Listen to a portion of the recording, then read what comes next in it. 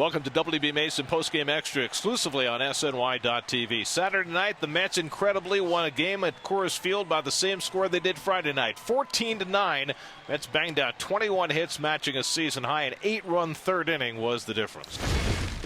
That's a lot of fun. You know, anytime you get a chance to get some guys to get some hits and feed off of that and get your turn up into the lineup and your turn to the bat, you just try to pass it on to the next guy every time you get up there. You know, no surprise. You know, it's in Colorado. You know, it's never a surprise here. You know, I be here a lot of time, and I know the game, you know, and it's a lot of time be like the game like that. You know, it tests your nerves a little bit because, there's no lead to safe. You saw how fast I can score, and, you know, you hang one curveball, or you get a couple balls over the plate, and you walk somebody, they're going to be right back in the game. So this is, they're interesting games here for sure. There were so many hits here, folks. I got to put my glasses on. I can't even look at my scorecard. This is just a mess. This will say it all right here. Mets just pounded them early. They came back in the middle. No lead is safe. They have what? How big a lead? It was 14-3. 14-3. They wind up hanging on 14-9. Just one of these games here. John Neese, 8-9 on the year now. I thought pitched a credible game here, considering we've never seen the ball carry here in a long time. It's certainly not since Humidor, or what I want to call it. So I about had it. It's over. Mets maintain a 5-game lead. You just gotta forget it. You know, just not worry about the results here. You know, I'm just glad we got the win.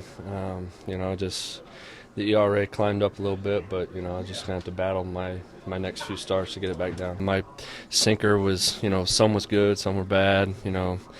Just not an easy place to be consistent, but you just got to battle through it, minimize the damage, and it's good our offense scored enough runs for us tonight. Mets had 9 doubles in the game, one shy of a club record. They only had 1 home run in this game. That was Juan Uribe, and that actually put the Mets in front to stay at the start of that 8-run third inning when they knocked out Chris Russin. 2 straight games were pitchers for the Rockies, who pitched very good games against the Mets in New York. First John Gray and now Russin, who got banged around early.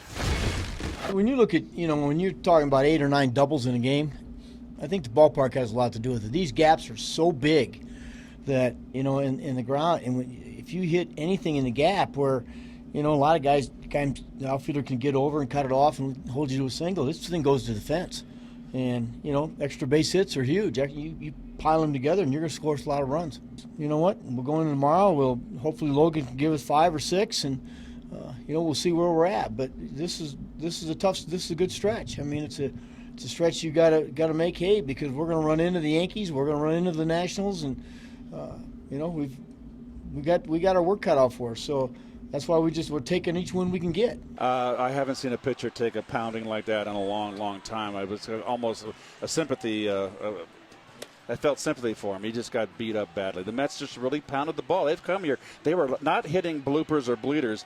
There are a lot of ropes hit here in their 21 hits. So the Mets have now beaten the Rockies 10 straight times. They've beaten them in all 6 meetings on the season, and they'll try and sweep the season series on Sunday afternoon with Logan Verrett making his first major league start, giving Matt Harvey a start off. David Hale will pitch for the Rockies. Our coverage begins at 3:30 on Pix 11 on Sunday afternoon.